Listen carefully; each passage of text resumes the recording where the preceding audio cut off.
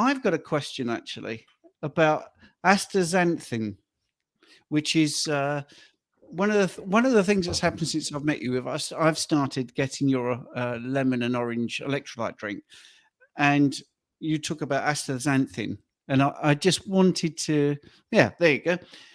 Wanted to just ask you, how did you stumble across this? Because it's something I'm going to be honest with you, I'd not come across. Yeah. Endless amounts of research. Most of my time is spent researching, similar to yourself. As sad as it sounds, that's what I tend to do in my spare time, is research clinical trials.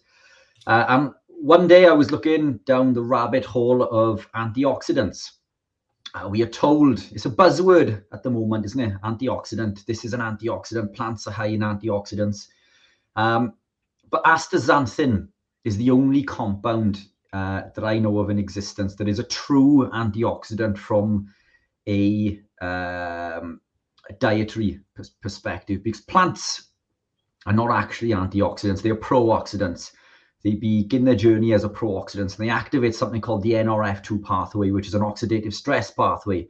So what scientists see is this elevation in glutathione, which is the body's mastered antioxidant, and they register this as a antioxidant effect, but it is actually a pro-oxidant effect. Glutathione has been elevated in order to conjugate to that toxin, to excrete it from the body through something called phase 2 detoxification in the liver.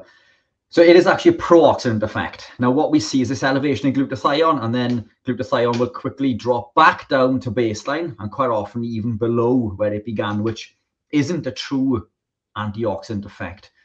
True antioxidant effects come from this elicitation, possibly through elevation of glutathione, but glutathione will stay elevated for prolonged periods of time, or when it does come back down, it'll come back down to baseline or just above, but it will stay there for X amount of period, considerably longer than that from plants. And that is achieved through things like cold water dipping and sauna treatments. Molecular homeosis and environmental homesis are two different things. And environmental homesis is true homesis. This is, that does confer a benefit, an antioxidant benefit, if you like. But astaxanthin is a compound that comes from our diet. It comes from a number of sources. Salmon is a source.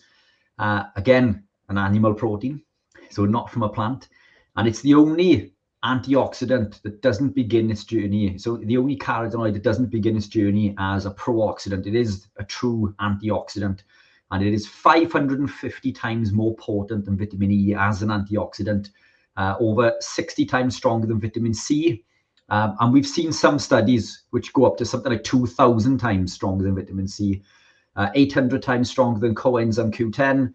It's been clinically proven to improve athletic performance, increase lifespan, all sorts of magical things that these so-called antioxidants from plants are meant to elicit. But this astaxanthin is one true form. We've got study after study, clinical trial after clinical trial, all available, or some of which are available on the website, but all are available on demand. And that's why we've put it in there. It is nature's true antioxidant, and it comes from animal proteins, not from plants. Can I ask a question? Selena, this is. Can I ask a question about carbs, sugar, insulin? If a teaspoon of sugar is the most our blood can handle, does that equal 5 grams of carbs? And then also mean we should only eat 5 grams of carbs in one meal per day? Well, 5 grams, it's roughly a teaspoon of sugar in your bloodstream is ideal for someone that's sedentary right now and perfectly fine. But don't forget that gets used up. Glucose gets used up. So there's a constant demand for carbohydrate to be made by the liver, by gluconeogenesis. And that's the level you want. So when people say you should eat 30 grams of carbs a day, there is no reason for that whatsoever, because we can make it. And that's good. Demand-driven gluconeogenesis from the liver. So if you get a biochemistry book, which, I did when I did my studies, you will see that the brain approximately needs 120 grams of carbohydrate or glucose, however you want to say it, in a 24-hour period. That's where the people that love carbohydrates say your brain needs it. No, your brain doesn't need dietary carbohydrate. It just needs the liver to supply the glucose. So the question there is carb, sugar, insulin. If a teaspoon of sugar is the most our blood can handle, it isn't the most our blood can handle, because when you go into exercise, there's more demand for glucose. So it does tend to go up, which is not a problem, because everything else goes up as well. Insulin goes up, and more goes into your cell. So it's a strange way to put this, but you've got to look at what your body needs at the time for what level of glucose it needs to be in your bloodstream. But your body's got it handled. It will understand what you're doing. And I know that Rich spoke to Tim Noaks. So we're going to congratulate Rich on becoming an official ambassador for the Noaks Foundation. And we'll get to that in a second. I'm just answering the question. Then Rich can fill it out, answer it even more if he wants to. But when he was talking about exercise, I know Tim Noakes is a big advocate of the fact that it is the brain that is the central governor. It's called the central governor theory.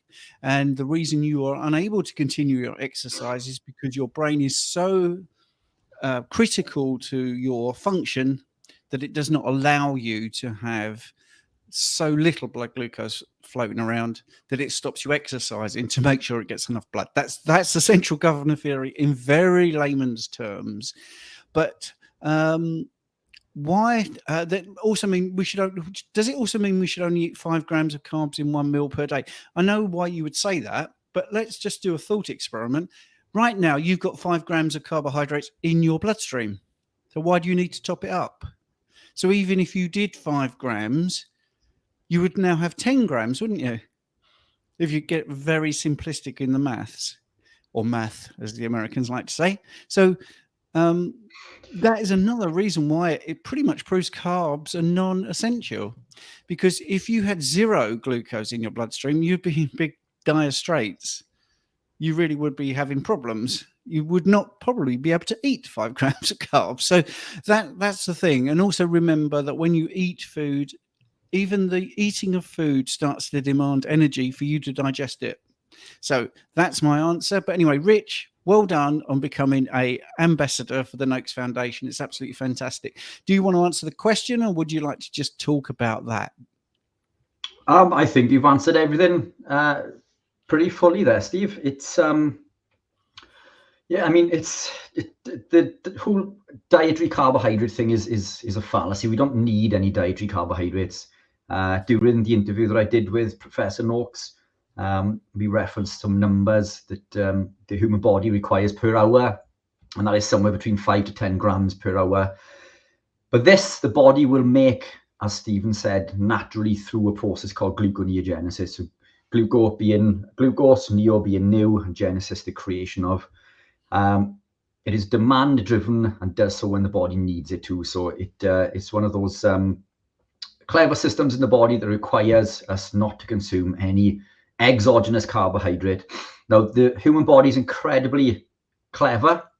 It has something called glycogen stores, which are our muscles, and we can store glucose as glycogen in the muscles. And as Professor Noaks went into a bit of detail, he sees this as a dumping ground in order to save our life. Excess sugar in the blood is poisonous, it's toxic, so the body will store excess glucose in the blood in the muscle as glycogen. So the glycogen stores are nothing more than a sugar dump in order to save our lives. So these people who do a carb refeed, and Professor Noaks was the king of glycogen refeeding. This is a protocol that many athletes will do before an event, particularly for a marathon or a long endurance event. They will consume copious amounts of carbohydrates to fill glycogen stores in order to fuel their body through those few hours of demand. But the reality is that the body is storing that glucose to save your life. It's storing that glucose in glycogen, and it's not the glycogen that supplies the energy. As Stephen said, it's that central governor system in regards to the brain needing glucose. And as soon as glucose depletes or goes below that optimal amount, then we begin to suffer fatigue And we've seen this even in carbohydrate athletes.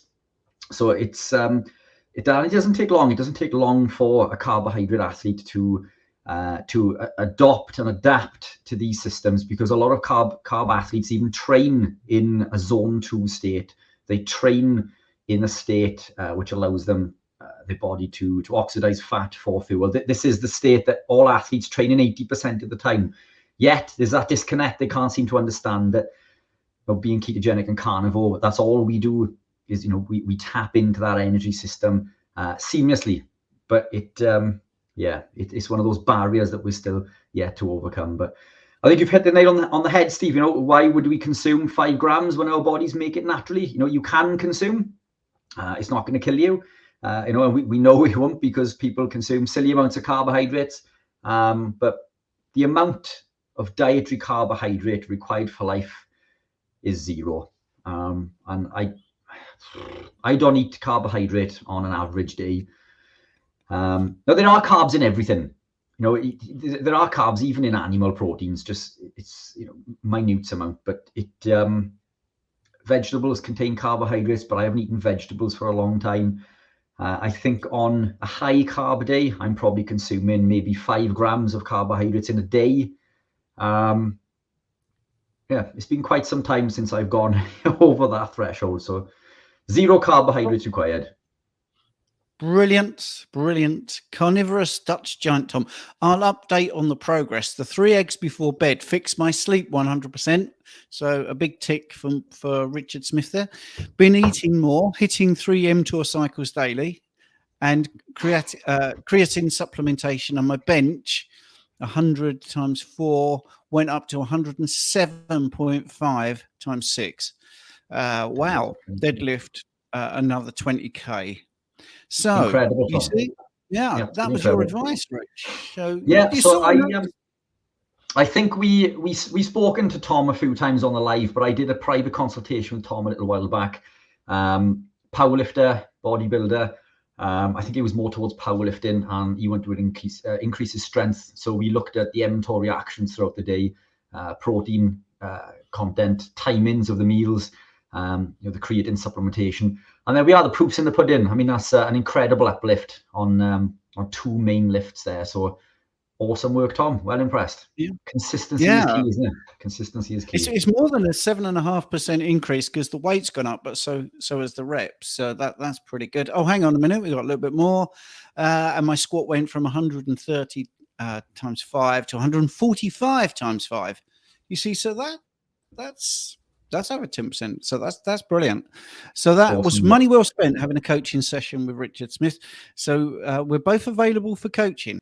Matthew likes his left field questions. Is chapped lips a possible vitamin mineral deficiency when consuming enough fat through diet? Absolutely. You could have an iron deficiency, and vitamin B tends to be what the medical establishment would say. It's possible, but of course it's all the normal things like the weather, licking your lips excessively, dehydration, and good old pharmaceuticals. Some pharmaceuticals can dehydrate you, make your chapped lips really bad. Go on. Sorry, Rich, you were going to say something there. Yeah, I was just, Matthew always throws, I'm sure he must scour the internet looking for these awkward questions that he, just to chuck into us on these lives. As a side note, I used to suffer with severe chapped lips almost all my life. You wouldn't see me without using Lipsil. And I don't use anything anymore. If I do use anything on my body at all, it is tallow. So it's animal fat.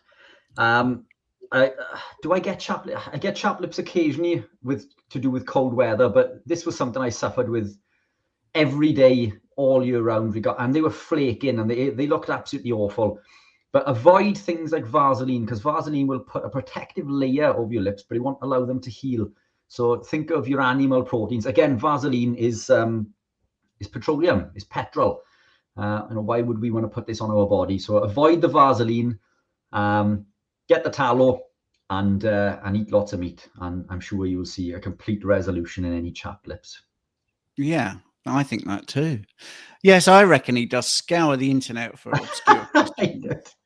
But he's my favourite person at the moment because he does attend those Monday lives on Mighty Networks, which everybody can join. There's a link for a free, membership if you want to come and see a 5 o'clock Monday UK time live question and answer with the members.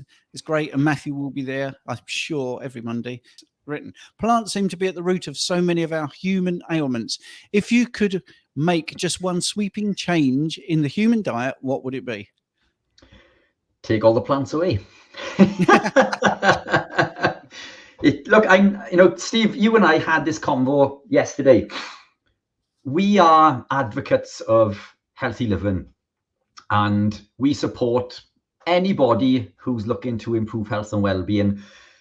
And that would include people who eat vegetables. I'm carnivore. I don't eat vegetables. I don't think there's any benefit to eating vegetables unless you're sick. And they may confer medicinal purpose. But again, that's open for debate. But I don't believe there's anything that we can obtain from plants nutritionally that we can't get from animal proteins. And the vitamins and minerals that we can obtain through plants come with a whole host of plant toxins, phytoalexins, things like lectins and phytic acid, amongst other things that cause intestinal permeability, which lead to autoimmune disease, all sorts of issues. These plants contain defense chemicals. An animal can run away, that's its defense chemical, or it can fight back, but a plant is rooted to the ground. So I don't think we need to eat plants. But does that mean I won't work with clients who eat plants? Of course not. The average person is coming from a diet that is high in processed foods, lots of rubbish, grains, vegetables, seed oils, and they are unaware of what optimal health and nutrition is. And for them to make just one change, and that could be removing the seed oils, they are going to be exponentially fitter and healthier. If they decide to reduce or remove grains, then they can become fitter and healthier. If they begin to move deeper down that rabbit hole, they're going to become fitter and healthier. I began my journey low carb. Then I became dirty keto. Then I became standard keto, then clean keto. As I was learning more about nutrition, I gravitated further and deeper down this rabbit hole. And eventually I became animal-based, and now what I deem to be strict carnivore.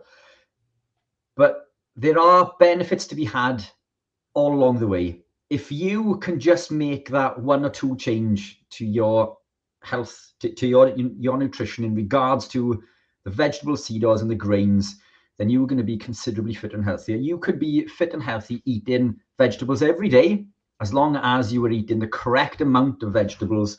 And by that, I mean prioritizing your protein. So always prioritize your protein. Physically fill your plate with as much animal proteins as you can, and leave a small area as you can on that plate for vegetables. Now, some are more damaging than others.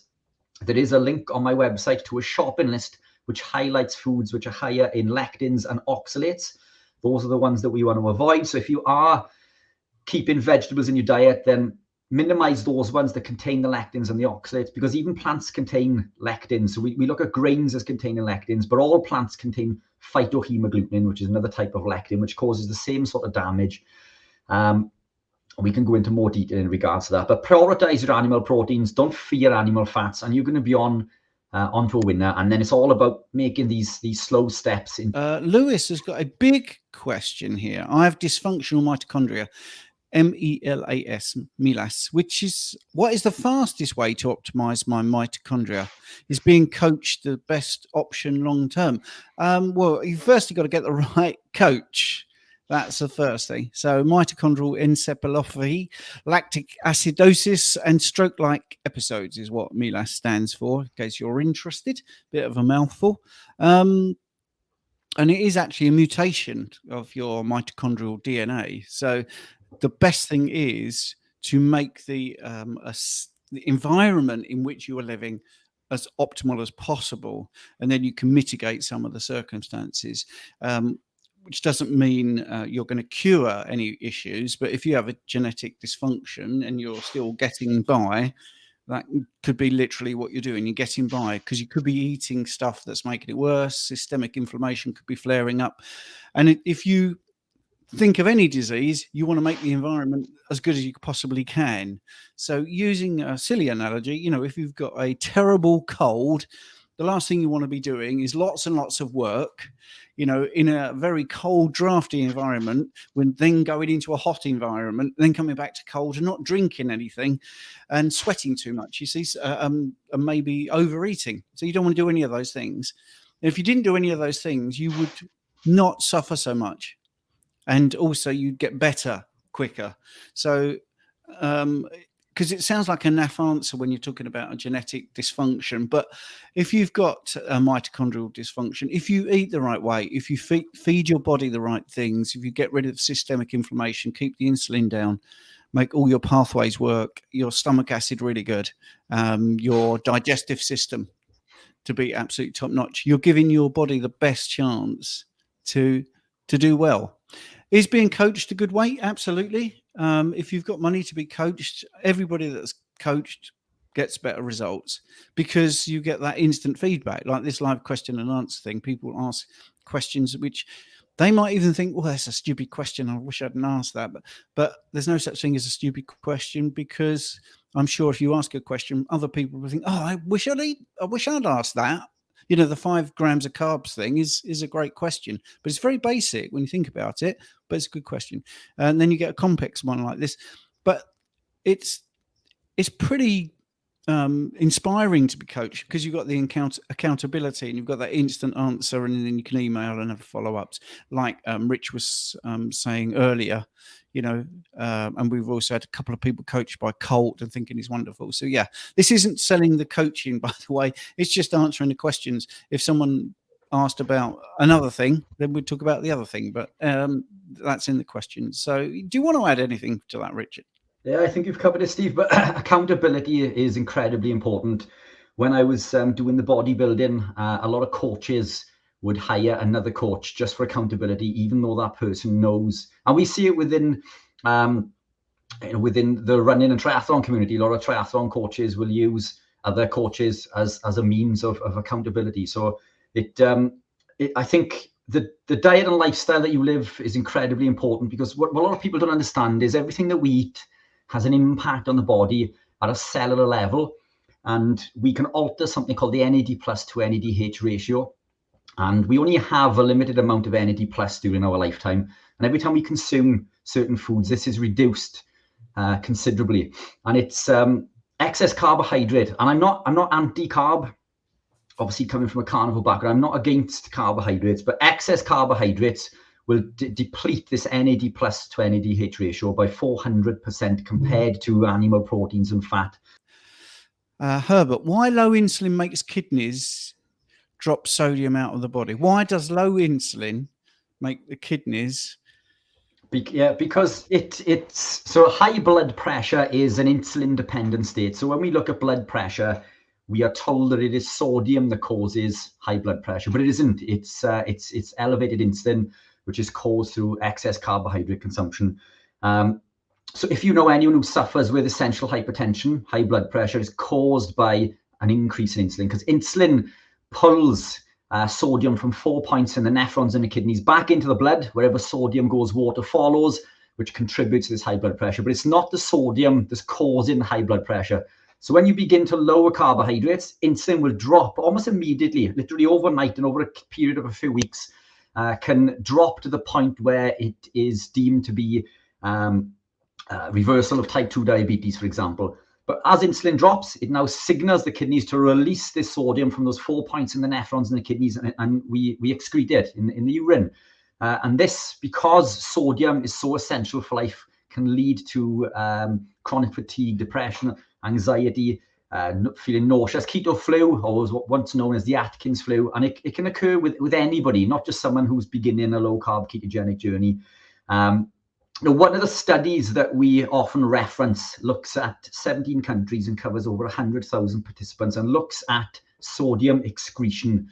And from the data, what we can gather from that is, and what the evidence will show us, is that the sodium that's excreted is at least what we've consumed. And it shows conclusively, during this massive study over 100,000 participants covering 17 countries, that if we consume less than 1,500 milligrams of sodium per day, all-cause mortality increases massively, with the sweet spot being between 4,000 to 6,000 milligrams. But again, this is measured the excretion amount, the excreted amount. So I would guesstimate that the optimal amount would be around 10,000 milligrams of sodium per day, which is considerably higher than the 1.5 or the 1,500 milligrams that we are told to be healthy. And this isn't just for anyone living a low-carb, ketogenic, carnivore lifestyle. This is for everyone. Sodium is essential for life. But this is why low sodium will low insulin will excrete sodium from the kidneys and lead to all of these downstream deleterious effects. That's the short answer. That's a great answer as well. And a couple of things I'd like to add. 120/80 for blood pressure is not a clinically, medically proven optimal point. It is for insurance premiums. As you get older, and if you go to a 1950s medical textbook, you will find age-related blood pressure guidance. And you can still get it online if you know where to look. And as you get older, your blood pressure will go up because your arteries will harden and stiffen. And you need more pressure to get the same volume of blood through your arteries and veins on the return back. So don't worry about the 120/80. Just look up age-related blood pressure if you're worried about your blood pressure. Secondly, a glass of water will put up your blood pressure because it's also about the volume, the plasma, the concentration of your blood that's going through your arteries. Water is not compressible. As soon as you drink some water, it will add to the volume of your blood and your blood pressure will go up. So I'm not saying water is bad for you. You need to understand it's dynamic. It's not a fixed point that you want every single day. If someone was doing some powerlifting, you could get blood pressure momentarily at 400/200. So it's dynamic. And I always use a silly example. If you've got a giraffe with a short neck and a giraffe with a long neck, do you think their blood pressure would be the same? No, of course it wouldn't, because the long neck, it's got further to push the blood up and bring it back down. And we're all different sizes and shapes. Your blood pressure is appropriate to you. I'm not saying there's no such thing as high blood pressure, but you need to, certainly as you get fitter, you'll see that your blood pressure will probably drop. And some people might even worry it drops too much. But I would just say it's a bigger subject than it needs to be 120/80. But great answer about the insulin, the effect there. And I always say, for one molecule of glucose, you have 3 of water. That's it. It's really that simple. So that's why you lose a lot of water weight. This simple remark. And here we go. Plants are trying to kill us. Do you think that's true? Well, plants and animals are in an evolutionary arms race for survival. And again, an animal can fight back or run away, but a plant can't. It's rooted to the ground. So all plants, and we know this without question, all plants contain these phytoalexins, these plant toxins. Most plants on the planet will kill you dead if you were to eat them. This is why you can't just walk out of some random tree and start eating leaves and and the foliage on that plant. But all plants contain these toxins, some form of defense chemical, and we know that they all cause issues in everybody. That doesn't mean that you can't eat plants. They are fighting for survival, and this is why they contain these plant toxins, these phytoalexins. But we can't say that eating a plant is going to kill us, because there are people out there who live long lives, even vegans, who I regard as being the second and healthiest people on the planet. They can live an awful long time. So what plants we eat also has an important role to play, an impact on the body. But they do confer these these detrimental impacts regardless. And I think the poison is in the dose. Some are way worse than others. Things like spinach, for example. Spinach is probably one of the worst plants that you can consume. Spinach is high in oxalates. It doesn't contain iron. Well, it does contain iron, but not the right type of iron. The human body needs heme iron, and spinach contains non-heme iron. But what spinach does contain is oxalates, and they're incredibly high in oxalates, anywhere between 500 milligrams per 100 grams up to 1600 milligrams per 100 grams. And if we look at a pack of spinach in the UK, they come in 200-gram pouches. This means that there's potentially 2,000 to 3,000 milligrams of oxalates in one pack of spinach. 4,000 milligrams of oxalates has been known to kill people. 5,000 milligrams has been known to kill a lot of people. 15,000 milligrams will kill anyone, any adult human being dead. Every pack that we pick up, contains thousands of these milligrams of oxalates. So the dose is in the poison. Eating too much of these compounds is going to be detrimental to your health, but that doesn't mean that you can't eat some. But what we will see with excess consumption of things like spinach is kidney stones and arthritic pains, because these oxalates will bind to calcium and they'll bind to joints and tissues within the body and cause lots of downstream deleterious effects. So, and one of the worst things we can do with spinach is put it in a blender and add things like black pepper and turmeric, because turmeric is also incredibly high in oxalates. Turmeric is a compound that we are told that is anti-inflammatory. It is high in oxalates. Any benefit that we see that is conferred in these studies is completely wiped out by the detrimental impact of the oxalates that are binding to calcium and contributing to these arthritic pains. And what we are doing inadvertently when we're adding this black pepper to the turmeric and spinach is we're blocking glucuronosyl transferase, which is an enzyme in the body that excretes these toxins. It's part of the phase 2 detoxification within the body. And this glucuronosyl transferase is blocked by black pepper. When we add black pepper to turmeric, we're not increasing the absorption, we're blocking the body's ability to excrete this toxin. So just be mindful. I'm not telling you not to eat spinach. Any clients that I work with who are adopting the low-carb ketogenic lifestyle initially, spinach is a brilliant go-to for them, coming away from processed foods, vegetables, seed oils, and lots of grains and things. But just be mindful that they are detrimental in high doses. So how much we eat is incredibly important. So let's have a look. Wendy Lee, always had high cholesterol and line diet is working for me.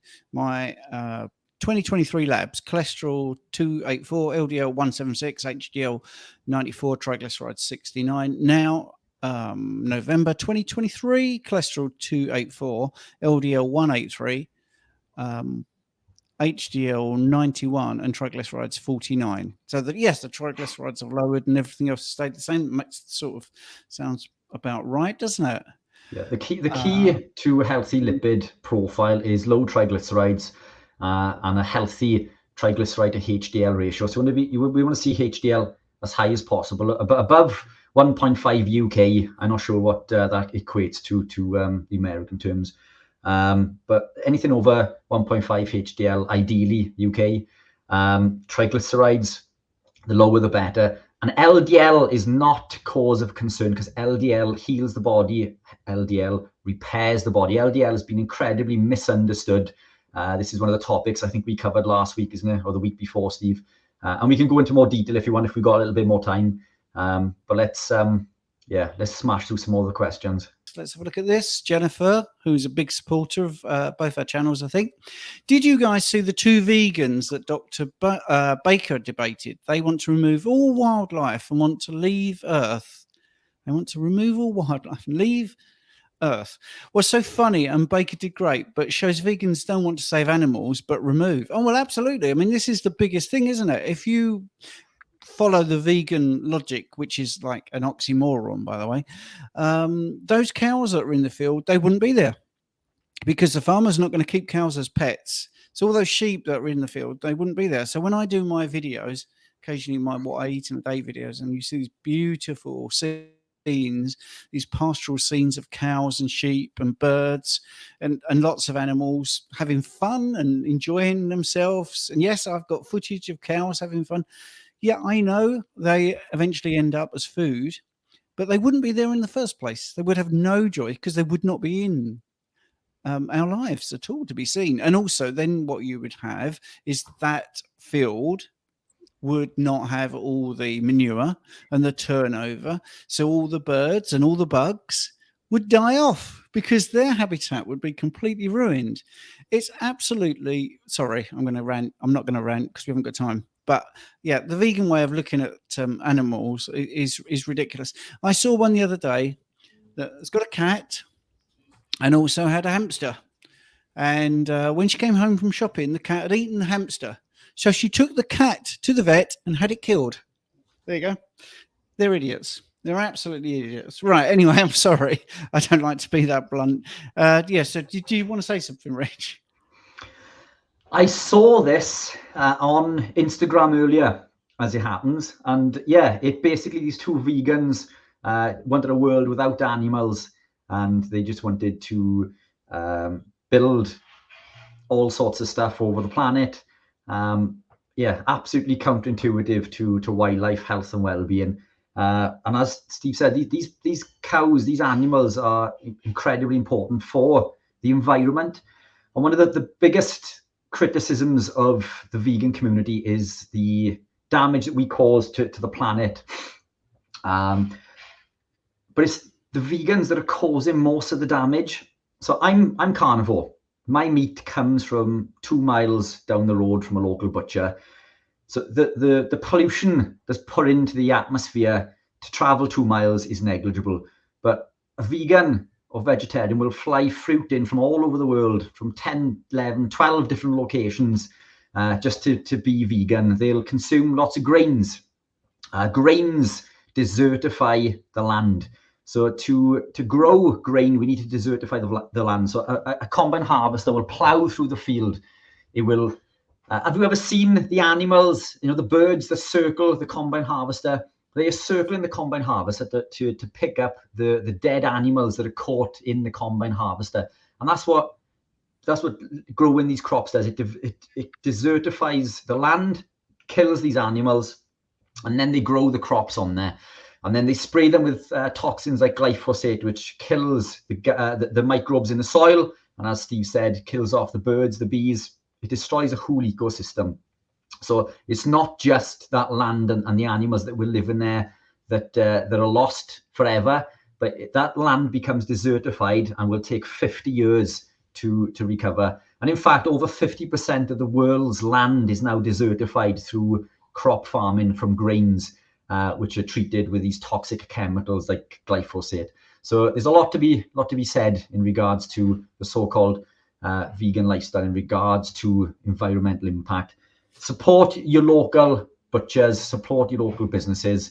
Don't buy these toxic plants from all over the world, and don't contribute to global warming, if that is a real thing, by the way. But that's a topic for another day. Yeah, it is. It's brilliant. So yeah, lots of questions. So let's have a look. So we've got somebody here saying that obviously a broken sodium to potassium ratio. Yeah, Herbert on the question before, he's put in, I use too much salt and then I get non-comfortable feelings in my muscles. So yeah, that's the sodium to potassium ratio. Potassium needs to be 4 times higher than sodium as nature intended. If you are suffering with cramps, and this is something for anyone out there who suffers with cramps first thing in the morning in the legs, or even an athlete, any cramp is caused by the calcium to magnesium ratio. And in most people, it means that you're consuming too much calcium, because calcium depletes magnesium. So the calcium to magnesium ratio, calcium is excitatory to the muscle, to the actin and myosin, and magnesium is calming. So the actin and myosin work against each other in regards to contract the muscle. Excess calcium depletes magnesium and leads to this contracted state. So if you're suffering with cramping, in most diets, it's usually a case of too much calcium, which you can offset by increasing magnesium. Increase magnesium, but do so through magnesium glycinate. Try to avoid excess magnesium citrate, which is what's in my electrolytes, but the amount in the electrolytes is meant to be adequate for optimal health and nutrition. If you are consuming excess amounts of calcium and you need to offset this by a big amount of magnesium, then you need to use magnesium glycinate. The obvious thing there is to obviously reduce the calcium, and this will avoid that excitatory activation of the myosin and the actin in the muscle. So you're better off reducing the calcium. Calcium in diet and supplementation can increase cardiovascular disease by as much as 15%. And we're talking low amounts, anything over 700 milligrams per day. And we had Sally Kay Norton on recently. We went into oxalates and oxalate dumping and how to combat that. And Sally's answer to this is usually increased calcium. I'm not a big fan of calcium. We can do the same through potassium citrate, which is something we spoke about briefly, and it's a post that Stephen and I are going to be releasing soon. But potassium citrate can offset that over the calcium. We don't need excess amounts of calcium in the diet. Calcium is found in everything that we eat. We don't need to get excess amounts. So any cramping, start looking at reducing calcium, increasing magnesium, and increasing potassium. That's fabulous. I'm rushing to get through the questions, and I've just sent you the wrong link for the Rumble. Oh, did I say that? Anyway, right. So for the apple crumble. Yeah. For the apple crumble, yeah, absolutely. I'll send the right one in a second. So do ignore me. Right, here's a good question, and we're trying to get to everybody. Saved. My blood glucose is between 4.8 to 5.8. When I eat beef with salt and some fermented cabbage, my sugar goes up to 6.8. Is that normal? What would be normal? Healthy glucose elevation after a meal? So yes, I'd like to know when you did the measurement. And also, do you do an extra measurement to see when it comes down to your 5.8, let's say? So let's say 5.8 when you start, that's okay. 4.8, 5.8, that's pretty good. You eat the beef, salt, fermented cabbage, sugar goes up 6.8. Yeah, that makes sense. As we spoke earlier, even when you're eating, you need a little bit more energy because you're eating. That takes energy. Digestion takes a bit of energy, and obviously what you're eating will release some carbohydrate, and your insulin will come out of your pancreas and decide to bring it down. So 6.8, if that's within 30 minutes, 60 minutes, 90 minutes, an hour and a half, 2 hours, but then it returns to 5.8 an hour later, then that's pretty good. So it's really about what is the response that your body shows. I don't think that's particularly troublesome elevation personally. So do you have any views on that, Rich? Yeah, look, blood glucose is it's a complex topic, because if I was to consume excess carbohydrates, my blood glucose would increase massively. That means that, you know, I'm just sensitive to carbohydrates, but then insulin will do its job and it will drive it back down. It's not so much the height or how much the blood glucose is increased, is how long it stays increased. So you're better off seeing this rather than seeing a long sort of flat top mountain. As I say, if I was to consume carbs, my blood glucose would probably spike, but it would quickly come back down as insulin hits the bloodstream and goes to work. So time within these ranges is incredibly important as well. It isn't just about the numbers, it's about the timings within these ranges. It's just not about the peaks and troughs. It's all about the amount of time, the duration that your blood glucose is elevated. I'd rather see a higher blood glucose reading, but come back down swiftly, rather than seeing this long sort of flat top mountain effect, because that shows a lack of inefficiency when it comes down to insulin. Yeah, excellent. So there's a few people just giving us some updates on their own journey. I don't think we've got an actual question now. Oh, here you are. Alan has got a question. We've only got, this is going to have to be the last one, but I've just put the correct link in to see us at 8 o'clock because we go over to another platform. I understand we don't need vitamin C on carnivore. I have some plaque in my arteries prior to switching to carnivore. Have either of you researched the Linus Pauling heart therapy of high doses of C? I haven't. Have you, Steve? No, I haven't actually. No, but we will. So this is one of those good questions that if anyone's got a question like that, have you researched a particular thing which is very nuanced, just put it in the comments and we will research it before we get onto the live stream. So what I would say with vitamin C is that it's not this magic elixir that we believe it to be in regards to the quantity. We can consume too much vitamin C, and we can do so quite easily. Vitamin C can increase massively the amount of oxalates within the body, which we know are detrimental to our health, and cause a whole host of downstream deleterious effects.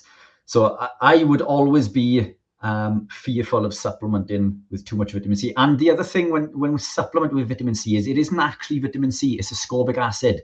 Ascorbic acid is one part of vitamin C. Vitamin C is made up of 6 parts. If we supplement with ascorbic acid in excess, then the body will pull these other 5 constituents from other parts within the body, potentially leaving us devoid of these other pieces within the body. So I'd always be skeptical about supplementing with vitamin C. All the vitamin C we need is found in animal proteins. And the thing with vitamin C and carbohydrates or glucose is they fight for the same metabolic pathway. They compete for the GLUT4 transporter. So when we reduce carbohydrates, the body will absorb more vitamin C. And we know this because we've seen this during the Napoleonic War, where they fed dead horse meat to the soldiers who were suffering with scurvy. So we don't need vitamin C from fruit. We don't need to supplement. Just eat lots of animal proteins. And when we look at what causes this plaquing of the arterial wall, there's a couple of things. Excess calcium, again, so coming back to calcium supplementation. Vegetable seed oils will cause damage and lead to calcification.